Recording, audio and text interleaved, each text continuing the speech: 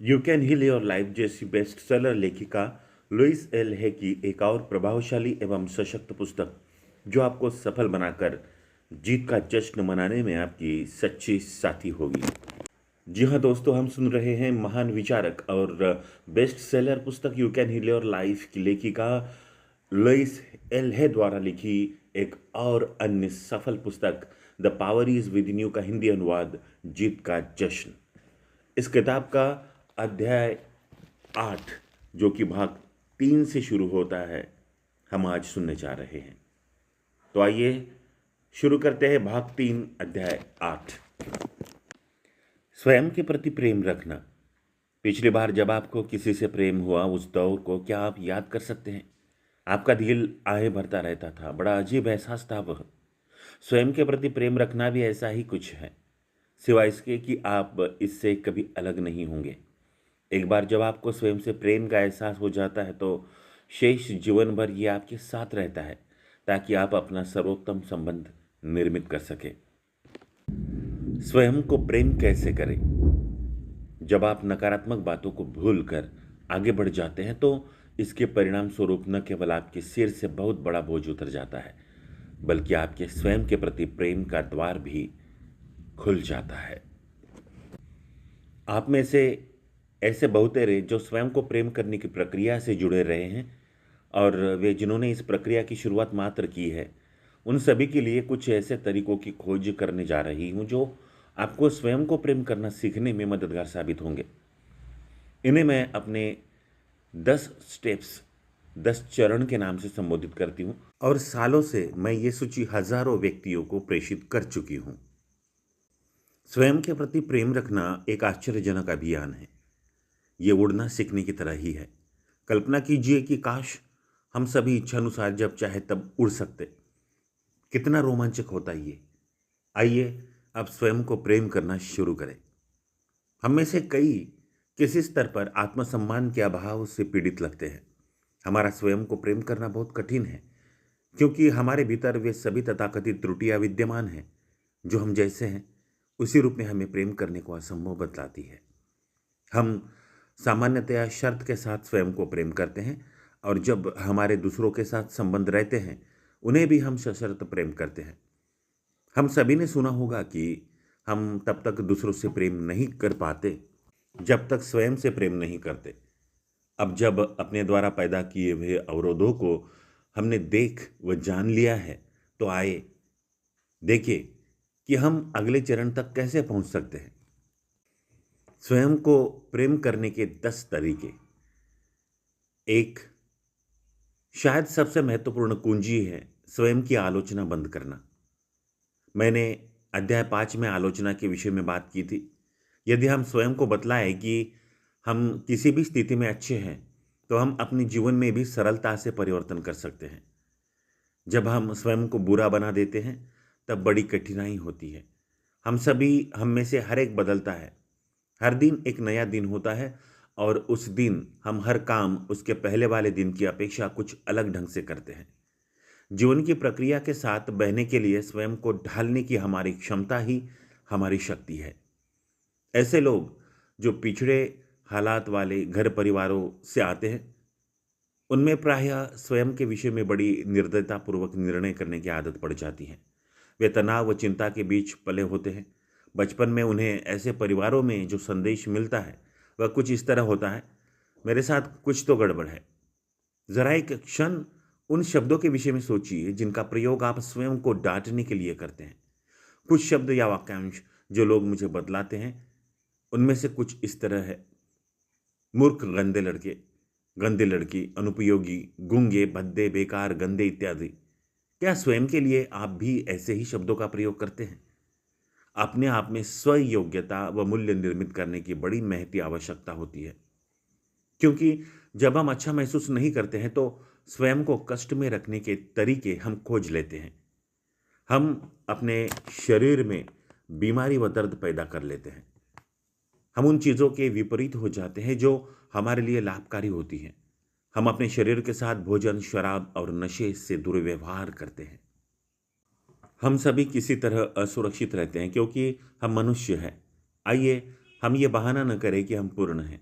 पूर्ण होने की बाध्यता हम पर भारी दबाव निर्मित करती है, जो हमें जीवन के उन क्षेत्रों में देखने से रोकता है जहाँ हीलिंग की आवश्यकता होती है। जबकि हम अपनी रचनात्मक विशिष्टताओं, अपनी निजताओं की तलाश कर सकते हैं और स्वयं को उन गुणों के लिए सराह सकते हैं जो हमें दूसरों से अलग करते हैं। इस धरती पर हम में से प्रत्येक एक अद्वितीय भूमिका निभाने के लिए आया है, और जब हम स्वयं के प्रति आलोचनात्मक रवैया अपनाते हैं तो हम इसे उपेक्षित कर डालते हैं। स्वयं से प्रेम करने का तरीका क्रमांक 2, हमें अपने आप को डराना भी बंद करना होगा। हम में से बहुतेरे स्वयं को डरावने विचारों से आतंकित करते रहते हैं और हालात को बद से बदतर बनाते रहते हैं। एक छोटी सी समस्या को लेकर तिल से पहाड़ बना डालते हैं। जीवन में हमेशा बर्बादी की आशंका से पीड़ित रहना जीवन के प्रति यकीनन बहुत गलत रवैया है।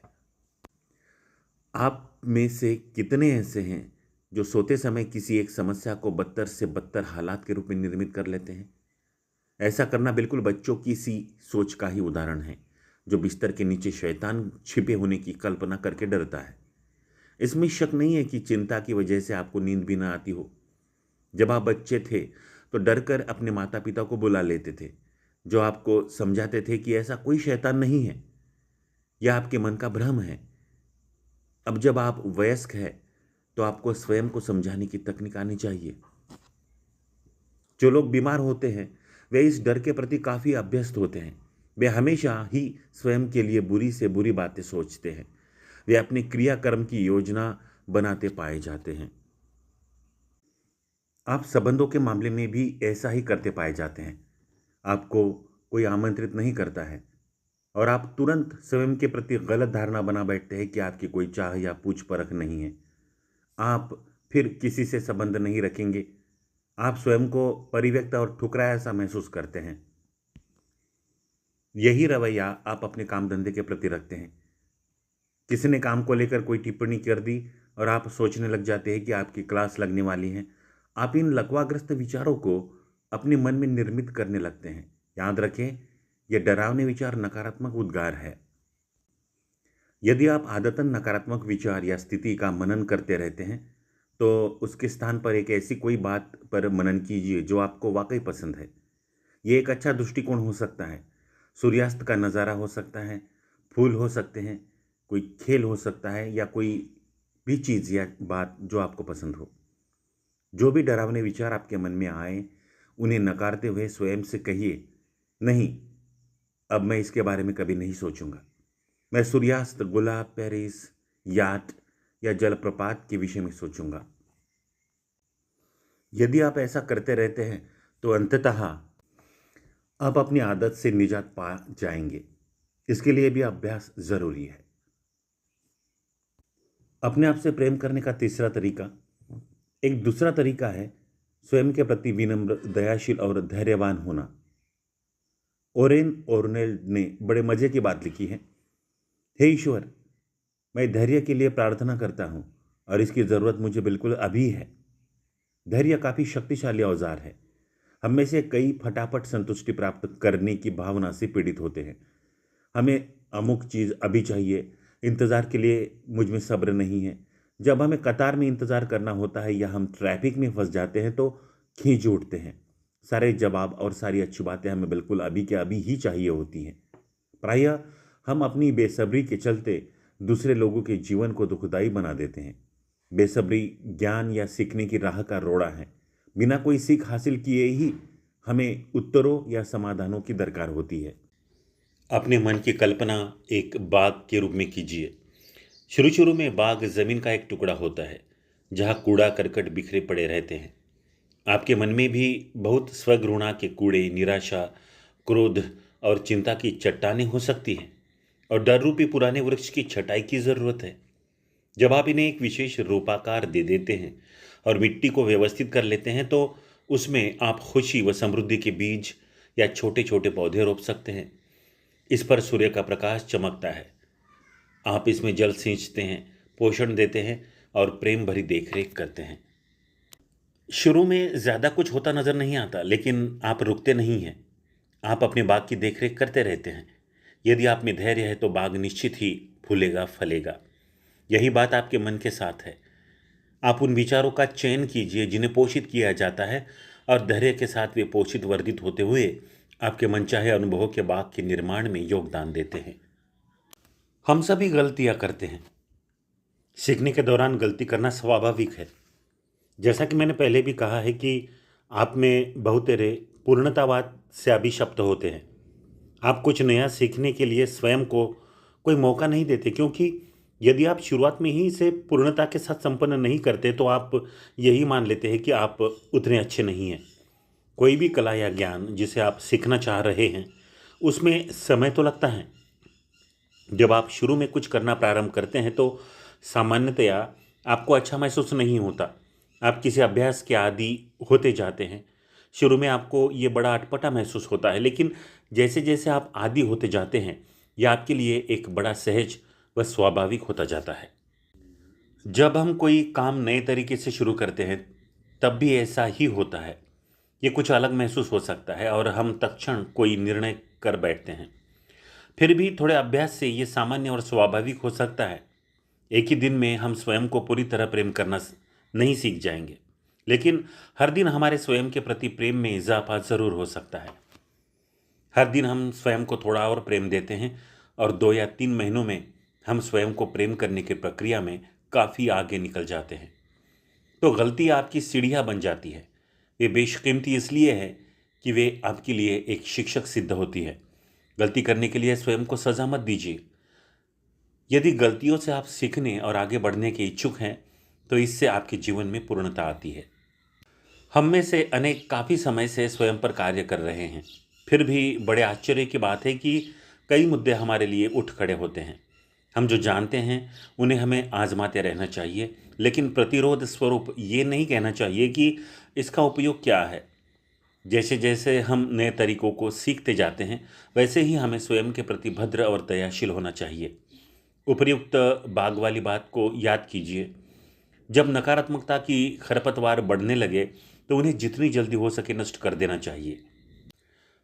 स्वयं को प्रेम करने का चौथा तरीका है, हमें अपने मन के प्रति दयाशील होना चाहिए।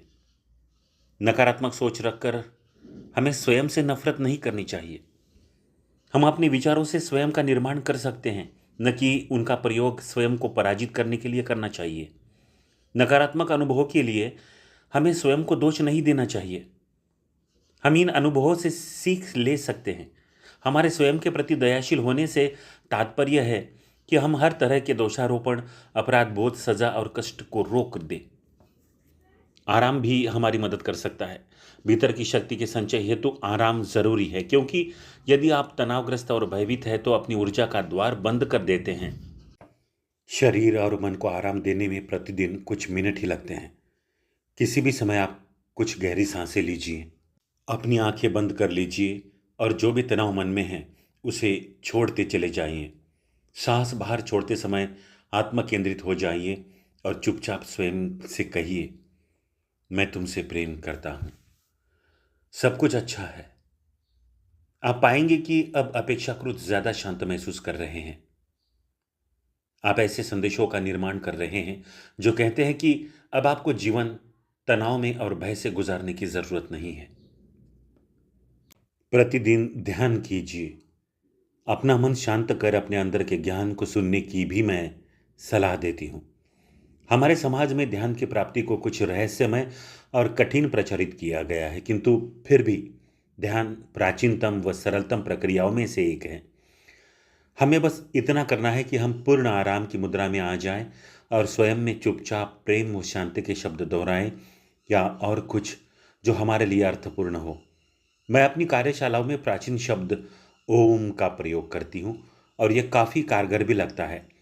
हम ये भी दोहरा सकते हैं, मैं स्वयं को प्रेम करता हूँ या मुझे माफ़ कर दिया गया है। फिर कुछ देर तक खुद को सुने। कुछ लोग सोचते हैं कि ध्यान करने पर उन्हें अपने मन को सोचने की प्रक्रिया से रोकना होगा। वास्तव में हम मन को नहीं रोक सकते, लेकिन हम अपने विचारों को धीमा ज़रूर कर सकते हैं, क्योंकि वे बड़ी आसानी से तितर बितर हो जाते हैं।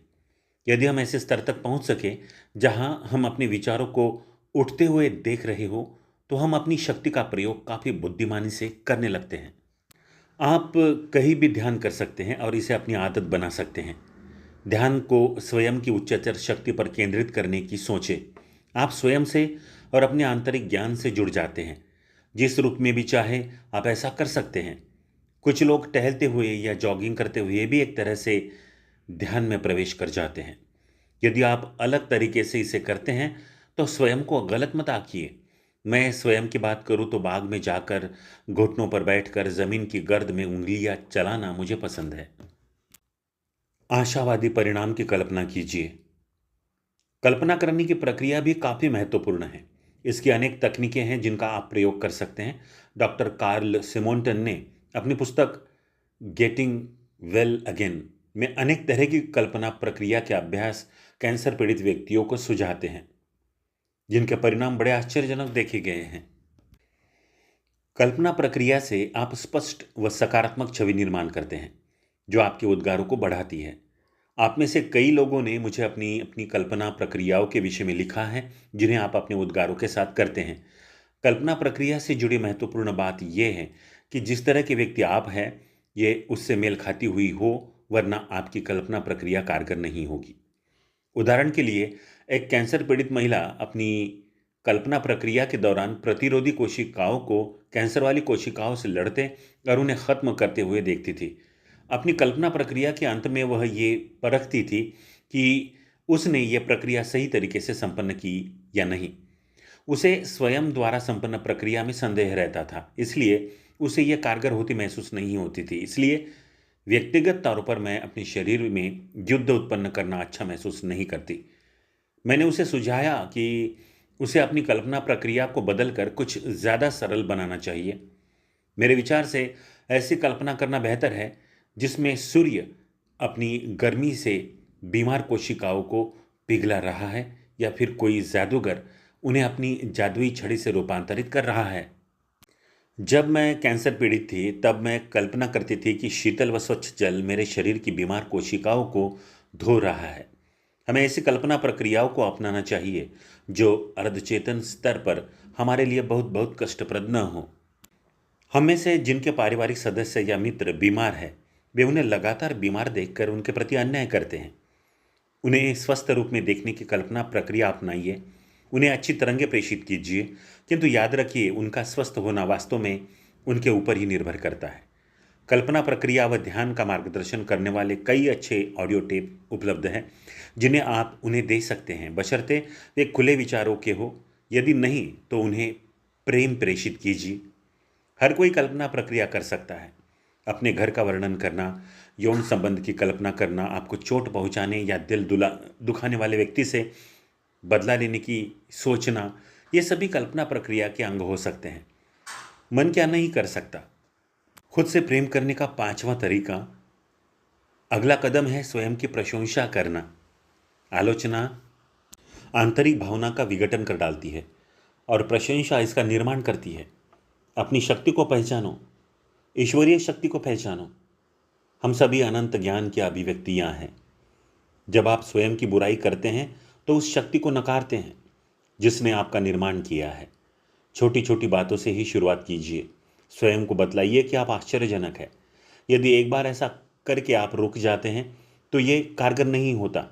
ऐसा करते रहिए, भले ही एक समय में आप इसे 1 मिनट के लिए ही क्यों न करें। यकीन मानिए ये ज़्यादा सरल होता जाएगा। अगली बार जब आप कुछ नया या अलग करें, या कुछ जिसे आप भी सीख रहे हैं और आप उसमें कुशल नहीं हैं, तो इसका अभ्यास करते रहिए। जब मैंने church of religious science of New York में पहली बार उद्बोधन दिया तो वह काफ़ी रोमांचक था। यह अभी भी मुझे स्पष्ट रूप से याद है। वह शुक्रवार की दोपहर की सभा का वक्त था। लोग प्रश्न लिखकर बास्केट में मेरे लिए छोड़ देते थे। मैं बास्केट को वक्ता मंच के पास लाकर प्रत्येक प्रश्न के उत्तर देती थी। अपना उद्बोधन समाप्त करने के बाद मैंने वक्ता मंच से दूर जाकर स्वयं से कहा, लुइस, पहली बार के हिसाब से तुमने बहुत अच्छा किया है। 6 बार इस प्रक्रिया को करते तक तुम काफ़ी आगे बढ़ चुकी होगी। मैंने स्वयं को ये कहकर कोसा नहीं, अरे तुम ये कहना भूल गई, तुम्हें ऐसा कहना था, इत्यादि। जो बात मुझे भयभीत करे उसे दोबारा मैं अपने पास फटकने नहीं देना चाहती थी। यदि पहली बार मैं स्वयं को हरा देती तो दूसरी बार भी स्वयं को हराती और अंत में उद्बोधन देना ही छोड़ देती। कुछ घंटों बाद मैंने सोचा कि अपने में सुधार लाने के लिए मैं क्या कुछ बदलाव कर सकती हूँ। मैंने स्वयं को कभी गलत नहीं ठहराया। स्वयं की अच्छाई के लिए बड़ी सावधानी से मैं स्वयं को धन्यवाद और बधाई का पात्र ठहराती थी। छठी सभा में उद्बोधन देने तक मैं काफ़ी मंच चुकी थी। मेरे ख्याल से इस विधि का प्रयोग हम जीवन के हर क्षेत्र में कर सकते हैं।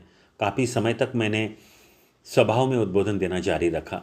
ये काफ़ी ज़ोरदार प्रशिक्षण मंच था, क्योंकि इसने मुझे स्वयं के आधार के विषय में सोचना सिखलाया। स्वयं को अच्छा स्वीकार करने के लिए प्रेरित कीजिए, चाहे आप अपनी सोच के मुताबिक उसके लायक हो या नहीं। मैंने चर्चा के दौरान पहले कहा भी है कि आप लायक नहीं हैं, ऐसा विश्वास करना अपने जीवन में अच्छाई स्वीकार करने के प्रति हमारी अनिच्छा ही व्यक्त करता है। हम जो चाहते हैं उसे पाने से पहले हमें यही रोकता है।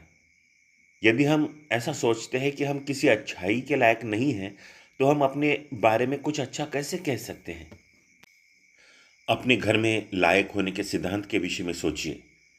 क्या आपने बहुत अच्छा, बहुत खूबसूरत, बहुत ऊंचा, बहुत आकर्षक महसूस किया? और आपको किस बात के लिए जीना है?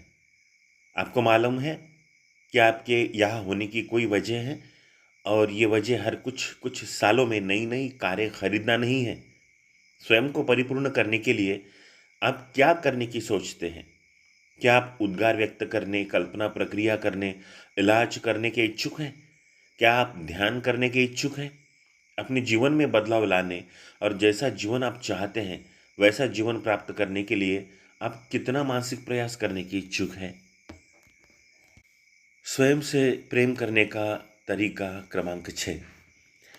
स्वयं को प्यार करने से आशय स्वयं को सहारा देना है।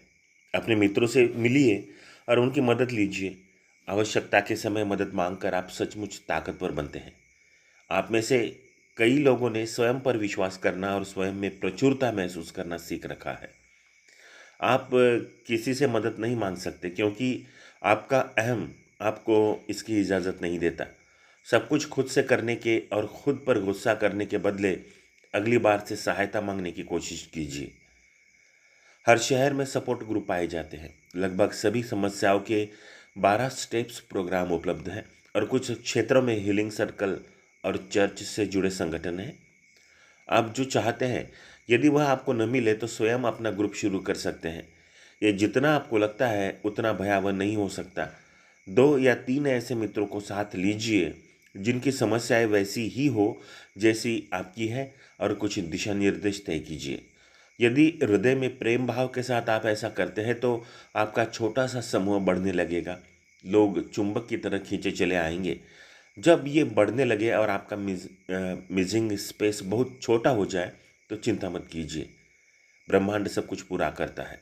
यदि आपको कुछ न सूझे तो मेरे कार्यालय में अपनी बात प्रेषित कीजिए। समूह संचालन के लिए हम आपको मार्गदर्शन उपलब्ध कराएंगे। यकीनन आप एक दूसरे के काम आ सकते हैं। मैंने सन 1985 में मात्र 6 व्यक्तियों से लॉस एंजलिस में हेराल्ड की शुरुआत की। हमें पता नहीं था इतने तीव्र संकट में हम क्या करते। सकारात्मक स्तर पर एक दूसरे का समर्थन करने के लिए हम जो कर सकते थे हमने किया। हम आज भी मिलते हैं, और हर बुधवार की शाम वेस्ट हॉलीवुड पार्क में लगभग 200 लोग एकत्र होते हैं। सारी दुनिया से लोग इस ग्रुप की कार्यप्रणाली देखने आते हैं, क्योंकि उन्हें यहाँ साथ व समर्थन महसूस होता है। केवल मुझे ही नहीं बल्कि सारे ग्रुप को। हर कोई इसे प्रभावशाली बनाने में योगदान देता है। हम ध्यान, मनन व कल्पना प्रक्रिया से गुजरते हैं। हम नेटवर्क में और वैकल्पिक चिकित्सा व आधुनिकतम चिकित्सा पद्धति की सूचनाओं का आदान प्रदान करते हैं। कमरे के एक कोने में ऊर्जा कक्ष एनर्जी रूम है, जहां लोग लेट सकते हैं और दूसरे उन पर हाथ रखकर या उनके लिए प्रार्थना कर हीलिंग ऊर्जा बांटते हैं। हमारे माइंड प्रैक्टिशनरों से वे बात भी कर सकते हैं। अंत में हम गीत गाते हैं और एक दूसरे को गले लगाते हैं। हम चाहते हैं कि लोग जिस स्थिति में अंदर आए थे उससे बेहतर स्थिति में से बाहर निकले। कभी कभी लोगों को सकारात्मक प्रेरणा मिलती है जो कई दिनों तक बरकरार रहती है। सपोर्ट ग्रुप्स एक नई सामाजिक व्यवस्था के रूप में उभरे हैं, और आज के जटिल युग में वे बड़े प्रभावशाली और औजार साबित हुए हैं। बहुत से न्यू थॉट चर्च जैसे unity and religious science groups में साप्ताहिक सपोर्ट ग्रुप्स जारी हैं। बहुत से ग्रुप्स नए युग की पत्रिकाओं और समाचार पत्रों में सूचीबद्ध हैं। नेटवर्किंग काफ़ी महत्वपूर्ण है। ये आप में जोश भरकर आपको चलाती है। मेरा तो सुझाव है कि समान विचार वाले लोगों को नियमित रूप से एक दूसरे के साथ समय बिताना चाहिए। जब लोग समान लक्ष्य पर साथ काम करने लगते हैं तो वे अपने दर्द, उलझन, क्रोध इत्यादि के साथ एकत्र होकर दुख का रोना नहीं रोते, बल्कि अपनी समस्याओं से निजात पाने का रास्ता तलाशते हैं। यदि आप बहुत समर्पित, बहुत आत्म अनुशासित और बहुत आध्यात्मिक हैं, तो स्वयं से ढेर सारे कार्य कर सकते हैं।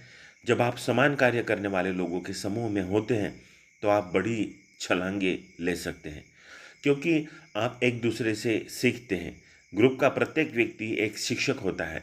इसलिए यदि आपके पास ऐसे मुद्दे हैं जिन पर कार्य विचार किए जाने की ज़रूरत है, तो मेरा सुझाव है कि यदि संभव हो तो एक तरह का समूह बना ले जहां आप उस पर सोच विचार कर सके। स्वयं से प्रेम करने का 7वां तरीका, अपनी नकारात्मकता से प्रेम कीजिए। वे सभी आपकी सृष्टि के हिस्से हैं, जैसे कि हम सभी ईश्वर की सृष्टि के अंग हैं। वह ज्ञान जिससे हमारी उत्पत्ति हुई है, हमसे इसलिए घृणा नहीं करता कि हम गलती करते हैं या अपने बच्चों पर नाराज होते हैं। इस ज्ञान को मालूम है कि हमसे जो अच्छे से अच्छा हो सकता है, वह हम कर रहे हैं। यह अपनी समस्त सृष्टि को वैसे ही प्रेम करता है जैसे हम स्वयं से करते हैं। इस ज्ञान को ये मालूम है कि इससे जो सर्वोत्तम हो सकता है, हम कर रहे हैं। आप और हम सभी ने नकारात्मकता पसंद की है, और यदि स्वयं को उसके लिए दंड देते रहेंगे, तो ये एक आदत का हिस्सा बन जाता है, जिसे स्वयं से अलग करना बड़ा कष्ट साध्य हो जाता है। तब हमें ज़्यादा सकारात्मक पसंदगियों की तरफ बढ़ना होता है। अ, यदि आप ऐसा दोहराते रहेंगे, मुझे अपना काम अच्छा नहीं लगता, मुझे अपना घर पसंद नहीं है, मुझे अपनी बीमारी से नफ़रत है, मुझे इस संबंध या रिश्ते से नफ़रत है, मुझे ये पसंद नहीं है, मुझे वो पसंद नहीं है, तो बहुत कम नई चीज़ें आपके जीवन में आती है। Doctor John Harrison, love your disease के लेखक का कहना है कि मरीजों को बार-बार के ऑपरेशन होने या उनकी बीमारियों से पीड़ित रहने के लिए कभी भी भला-बुरा नहीं कहना चाहिए। वस्तुतः मरीजों को अपनी ज़रूरतों को के पूरा होने का पूरा सुरक्षित माध्यम मिल जाने के लिए स्वयं को धन्यवाद देना चाहिए। हमें समझना चाहिए जिन भी मुद्दे या समस्याओं से हम ग्रसित हैं, उन्हें कुछ स्थितियों से निपटने के लिए हमने स्वयं ही निर्मित किया है। एक बार हमें यह आभास हो जाता है, जो अपनी आवश्यकताओं को पूरा करने का हमें सकारात्मक तरीका मिल सकता है। कभी-कभी कैंसर या अन्य बीमारियों से पीड़ित लोगों द्वारा उनके जीवन में अधिकार संपन्न लोगों को ना कहने में काफ़ी मुश्किल होती है, लेकिन अचेतन स्तर पर ना कहकर वे एक बड़ी बीमारी तैयार कर लेते हैं। मैं एक ऐसी औरत को जानती हूँ, जिसने अपने स्वयं के द्वारा निर्मित की जा रही बीमारी को महसूस करने के बाद अपने स्वयं के लिए जीना शुरू करने का निश्चय कर अपने पिता की बातों को ना कहना शुरू कर दिया। हालांकि शुरुआत में उसका ऐसा करना काफ़ी कठिन रहा। हमारे नकारात्मक ढांचे चाहे जो भी हो, हम उन आवश्यकताओं को ज़्यादा सकारात्मक तरीकों से पूरा करना सीख सकते हैं। इसलिए स्वयं से ये प्रश्न करना ज़रूरी होता है, इस अनुभव से क्या लाभ है? मुझे क्या सकारात्मकता हासिल हो रही है? हम इस प्रश्न का उत्तर नहीं देना चाहते, किंतु यदि हम सचमुच अपने भीतर नज़र डालें और स्वयं के प्रति ईमानदार रहे, तो हमें अपना जवाब मिल जाएगा। शायद आपका जवाब यही होगा, एकमात्र ऐसा समय है जब मुझे अपने जीवन साथी, पति पत्नी से प्यार भरी देखभाल मिल रही है। इसे महसूस कर लेने के बाद इसे हासिल करने की दिशा में आप ज़्यादा सकारात्मक माध्यमों को तलाशना शुरू कर देंगे। हंसी मजाक भी एक शक्तिशाली औजार है। ये तनाव युक्त अनुभव के समय हमें हल्कापन का एहसास कराता है। हेरॉइड में हम चुटकुलों के लिए अलग से समय निर्धारित करते हैं। कभी कभी हम एक अतिथि वक्ता को आमंत्रित करते हैं, जिसे लाफ लेडी कहा जाता है। उसकी हंसी इतनी संक्रामक होती है कि सभी को जमकर हंसी आती है। हम हमेशा ही स्वयं को बहुत गंभीरता से नहीं ले सकते और हमारी हंसी ही उपचार बन जाती है। मैं प्रायः लॉरेल हार्डी की पूरी कॉमेडी देखने का सुझाव देती हूँ, जिससे आपका भारी मन हल्का हो जाता है। जब मैं निजी काउंसलिंग करती थी तो लोगों को उनकी समस्याओं पर हंसाने की पूरी कोशिश करती थी। जब हम अपने जीवन को एक रंगमंच की तरह देखने लगते हैं जिस पर तरह तरह के कार्यक्रम हो रहे हैं, तो हमारा दृष्टिकोण बेहतर हो जाता है और हम उपचार के रास्ते पर आ जाते हैं। खुश मिजाजी के वातावरण में हम अपने दुख दर्द के दृष्टिकोण से पीछे हट जाते हैं और उसे एक व्यापक दृष्टिकोण में देखने लगते हैं। अपने शरीर पर ध्यान दीजिए। अपने शरीर को आप एक शानदार मकान समझिए जिसमें आप कुछ समय के लिए रह रहे हैं। आप अपने मकान से प्रेम करने लगेंगे और उसकी देखभाल करेंगे, इसलिए आप अपने मन में जो रखने जा रहे हैं उस पर नज़र रखिए। नशा और शराब का दुर्व्यसन तो इतना व्यापक है कि वास्तविकता से भागने के लिए ये सर्वाधिक लोकप्रिय तरीके हैं। यदि आप नशाखोर हैं, और इसका तात्पर्य ये नहीं है कि आप बुरे व्यक्ति हैं, इसका तात्पर्य यही है कि आपको अपनी आवश्यकताएं पूरी करने का कोई ज़्यादा सशक्त माध्यम नहीं मिला है। नशा हमें संकेत देते हैं, आओ और मेरे साथ खेलो, हम मौज करेंगे। ये सही है।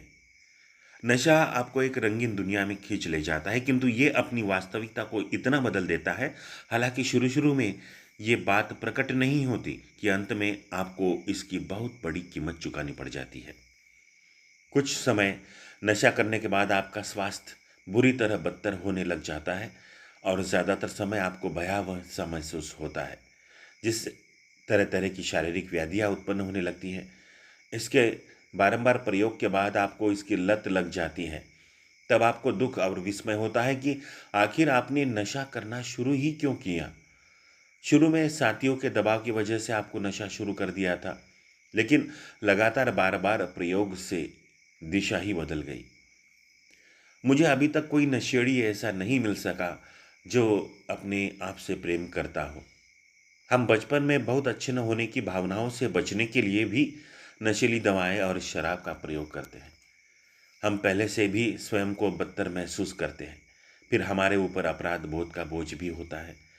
हमें जानना होगा कि अपनी भावनाओं को महसूस करना, उन्हें स्वीकार करना सुरक्षित है। भावनाएं तो गुजर जाती है, वे टिकी नहीं रहती। पेटू की तरह ठूस ठूस कर खाना भी अपने प्रति प्रेम को छुपाने का एक अन्य माध्यम है। हम भोजन किए बिना नहीं रह सकते, क्योंकि इससे हमारे शरीर को ईंधन मिलता है और नई कोशिकाओं के विकसित करने में मदद करता है। भले ही हमें आधारभूत पौष्टिक तत्वों की जानकारी हो, फिर भी प्रायः स्वयं को दंडित करने के लिए हम अति भोजन का प्रयोग करते हैं और मोटापे के शिकार हो जाते हैं। अमेरिका जंक फूड की लत वाले लोगों का देश हो चुका है। हम दशकों से हर समय से प्रोसेस्ड फूड ले रहे हैं, जिसे मैं ग्रेट अमेरिकन डाइट के नाम से पुकारती हूँ। हमने फूड कंपनियों और उनके विज्ञापन के माध्यमों को अपनी खान पान की आदतों को प्रभावित करने की छूट दी है। मेडिकल कॉलेजों में डॉक्टरों को भी पौष्टिक भोजन के विषय में नहीं बताया जाता। बहुत हुआ तो इसे अतिरिक्त क्रियाकलापों वाले विषय के अंतर्गत रख दिया जाता है, जिसे मेडिकल छात्र मात्र वांछनीय विषय के रूप में चुन सकते हैं, जो पारंपरिक चिकित्सा है। आज के दौर में आधिकारिक दवाओं और सर्जरी पर केंद्रित होती है। अतः यदि हम सचमुच पोषण के विषय में जानना चाहते हैं तो ये एक ऐसा मुद्दा है जिसे हमें स्वयं अपने हाथ में लेना होगा। अपने भोजन और हमारे शरीर पर पड़ने वाले प्रभाव के विषय में जागरूक होने की जिम्मेदारी हमें स्वयं अपने हाथों में लेनी होती है। भोजन करने के 1 घंटे के उपरांत यदि आपको उबासी या नींद महसूस होने लगे तो आपको स्वयं से पूछना चाहिए, मैंने क्या खाया है। आपने ऐसा कुछ खाया होगा जो कि तब आपके शरीर के लिए उपयुक्त नहीं है। इस बात पर ध्यान केंद्रित करना शुरू करें कि आपको ऊर्जा किससे मिलती है और आपको क्या निस्तेज करता है। इस संबंध में आप किसी न्यूट्रिशनिस्ट से सलाह भी ले सकते हैं। याद रखें, जो चीज़ एक व्यक्ति के लिए उपयुक्त है, ज़रूरी नहीं कि वह दूसरे के लिए भी उपयुक्त हो। हमारे शरीरों पर अलग अलग प्रभाव पड़ सकता है। माइक्रोबायोटिक आहार बहुत से लोगों के लिए अच्छा हो सकता है। ठीक उसी तरह हार्वे एंड मेरिलिन डायमंड का फिट फॉर लाइफ विधि कई लोगों के लिए उपयुक्त हो सकती है। ये दोनों अलग अलग अवधारणाएं हैं, फिर भी दोनों कारगर हो सकती है। हर शरीर किसी दूसरे शरीर से अलग हो सकता है, इसलिए हम ये नहीं कह सकते कि एक विधि ही कारगर होती है। आपको ये जानने की ज़रूरत है कि आप पर कौन सी विधि सर्वाधिक कारगर होती है। ऐसे व्यायाम चुनिए जिसमें आपको आनंद आता हो। अपने व्यायाम को लेकर सकारात्मक मानसिक दृष्टिकोण तैयार कीजिए। प्रायः आप जो कुछ दूसरे लोगों से ग्रहण करते हैं, उससे आप अपने शरीर के लिए बाधाएं निर्मित कर लेते हैं।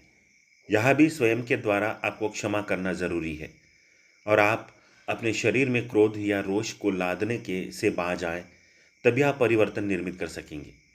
अपने व्यायाम के साथ उद्गारों को समन्वित करना अपने शरीर और उसके रूपाकार से जुड़ी नकारात्मक अवधारणाओं को रिप्रोग्रामिंग करने का तरीका है।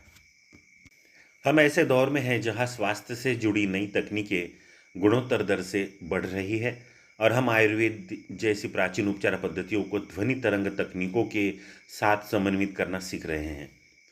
अब मैं ध्वनि द्वारा दिमाग को उत्तेजित कर सीखने और उपचार करने की गति को बढ़ावा देना सीख रही हूँ। कुछ ऐसी खोजें हुई हैं जिनके अनुसार हम अपने डीएनए की संरचना को परिवर्तित कर बीमारी का इलाज कर सकते हैं। मेरा मानना है कि अब से लेकर शताब्दी के अंत तक ऐसी बहुत सी संभावनाएं खोजी जा चुकी होंगी जो बहुत से लोगों के लिए काफ़ी ज़्यादा लाभप्रद साबित होंगी। स्वयं से प्रेम करने का तरीका क्रमांक 9। स्वयं से प्रेम करने से रोकने वाले तथ्य का पता लगाने के लिए मैं दर्पण प्रक्रिया के महत्व पर जोर देती हूँ। आप कई तरीकों से दर्पण प्रक्रिया का प्रयोग कर सकते हैं। मैं सुबह सुबह दर्पण में स्वयं को देखकर एक ही बात कहना पसंद करती हूँ, मैं तुमसे प्रेम करती हूँ। आज मैं तुम्हारे लिए क्या कर सकती हूँ।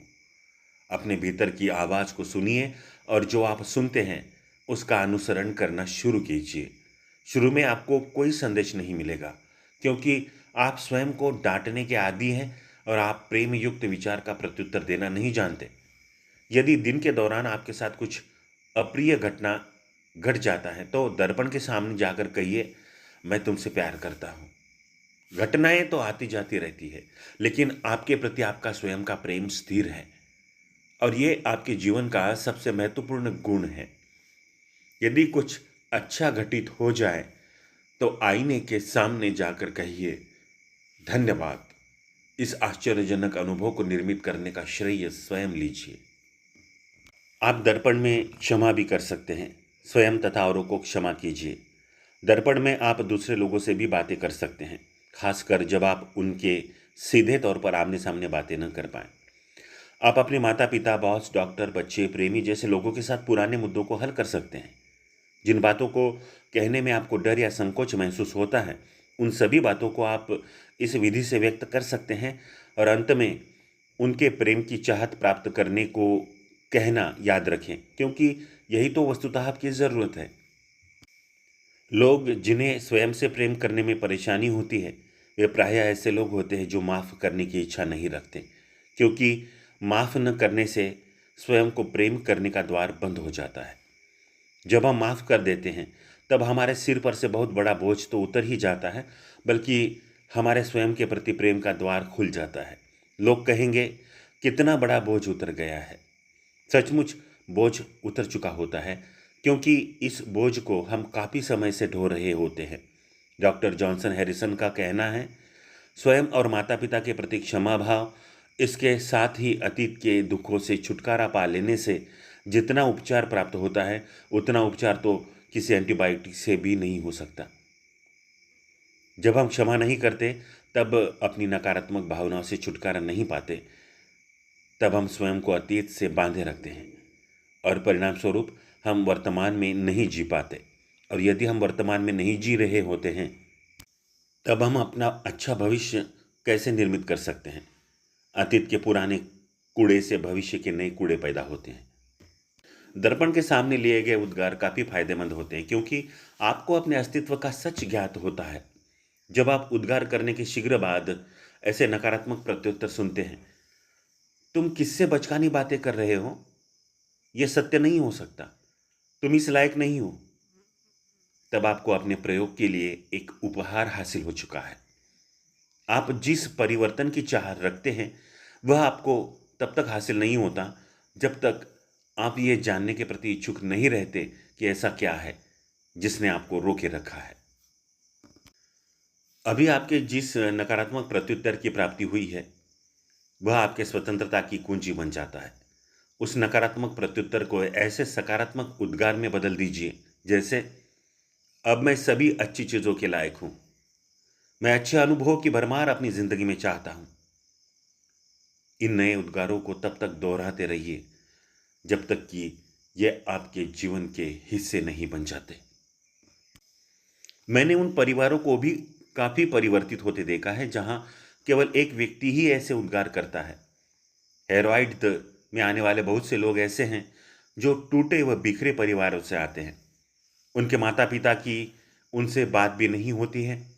मैंने उनसे ऐसे उद्गार व्यक्त कराए हैं, मेरी अपने परिवार के सभी सदस्यों के साथ स्नेहिल, जोरदार और खुलकर बातें होती है, या उस खास व्यक्ति से जिससे उन्हें परेशानी होती है। जब हर समय वह व्यक्ति या परिवार दिमाग में छाया रहता है, तब मैं उन्हें दर्पण के सामने जाकर बार बार ऐसे उद्गारों को व्यक्त करने के लिए कहती हूँ। बड़ा आश्चर्य होता है, 3 या 6 या 9 महीने के बाद वे माता पिता भी मीटिंग में नजर आते हैं।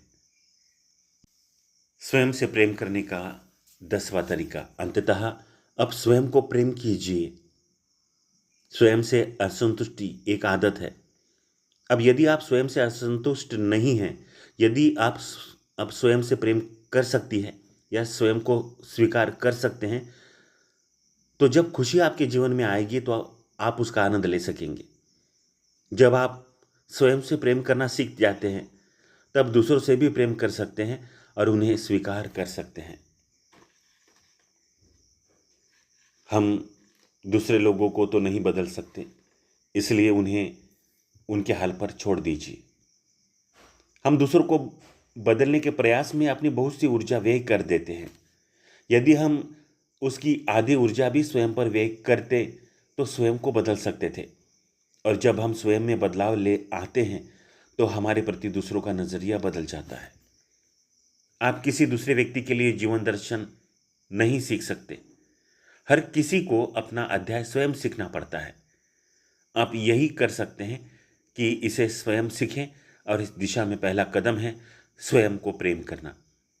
अतः आप किसी दूसरे व्यक्ति के विध्वंसक बर्तावों से नीचे नहीं गिर सकते।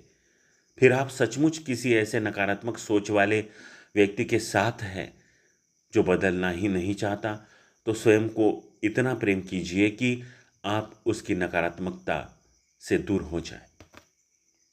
मेरे एक व्याख्यान के दौरान एक महिला ने मुझे बताया कि उसका पति बहुत नकारात्मक सोच का था और वह नहीं चाहती थी कि उसका ये कुप्रभाव उसके 2 छोटे बच्चों पर पड़े। मैंने उसे सुझाया कि वह अपने पति के बारे में ऐसा उद्गार करे कि वह बहुत ही साथ देने वाला व्यक्ति है, जो अपने प्रयास से अपनी सर्वोत्तम विशेषताओं को निखार रहा है। मैंने उसे उसकी पसंदगी को व्यक्त करने वाले उद्गार करने की सलाह दी और ये भी कहा कि जब कभी वह नकारात्मक सोच प्रकट करे तो वह पत्नी अपने मन में उक्त उद्गार को व्यक्त करे। देश में बढ़ रही तलाक की दर के कारण एक प्रश्न मेरे मन में आता है, जिसे बहुत सी स्त्रियों को स्वयं से पूछना चाहिए। जब उनके बच्चे न हुए हो, क्या मैं सचमुच इन बच्चों की देखरेख स्वयं करना चाहता हूं? एकल पालक की स्थिति आजकल ज्यादा निर्मित हो रही है और बच्चों के पालन पोषण की जिम्मेदारी महिलाओं के सिर पर ही पड़ी है। एक समय ऐसा था जब शादियां आजीवन टिकी रहती थी, लेकिन समय बदल गया है। इसलिए इस स्थिति पर निश्चित तौर पर यकीन करना होगा, क्योंकि प्रायः हम अस्वस्थ संबंधों को ढो रहे होते हैं। हम जो स्वयं से यही कह रहे होते हैं, मैं जीने के लायक नहीं हूँ, इसलिए मुझे यही रहकर ऐसे बर्ताव को बर्दाश्त करना पड़ेगा, क्योंकि मुझे इसी लायक होना पड़ेगा और मुझे भरोसा है कोई और मुझे पसंद नहीं करेगा। मैं जानती हूँ कि मैं साधारण हूँ और बार बार यही बात दोहराती हूँ, लेकिन मुझे सचमुच यकीन है कि हमारी समस्या को हल करने का सबसे द्रुत तरीका है कि हम जो भी है उससे प्रेम करना। हमारी भेजी हुई प्रेम युक्त तरंगे आश्चर्यजनक ढंग से उन लोगों को हमारी ओर खींच लाएगी जो हमें प्रिय है। मेरे ख्याल से हम यहाँ शर्तहीन प्रेम हासिल करने आए हैं। इसकी शुरुआत ही आत्म स्वीकृति और आत्म प्रेम से होती है। आप यहाँ औरों को खुश कर रखने और उनके अनुसार अपना जीवन जीने के लिए नहीं आए हैं। आप अपना जीवन अपने तरीके से और अपना रास्ता अपने ढंग से तय कर सकते हैं। आप यहाँ स्वयं को पूर्ण करने और गहनतम स्तर पर प्रेम की अभिव्यक्ति करने आए हैं। आप यहाँ सीखने, ऊंचा उठने और सहृदयता व समझ को ग्रहण करने, उसे व्यक्त करने आए हैं। जब आप ये दुनिया छोड़ते हैं तो आप अपने साथ अपने संबंध, अपनी मोटार कारें, अपने बैंक बैलेंस तो नहीं ले जाते। आप एक चीज अपने साथ ले जाते हैं, वह है आपकी प्रेम करने की क्षमता। तो दोस्तों, स्वयं से प्रेम करना सिखाने वाला ये एपिसोड बहुत ही महत्वपूर्ण है। आशा है इन बातों को अपने जीवन में उतार कर आप स्वयं से प्रेम करना सीख जाएंगे। मिलते हैं अगले एपिसोड में, तब तक के लिए वंदे मातरम।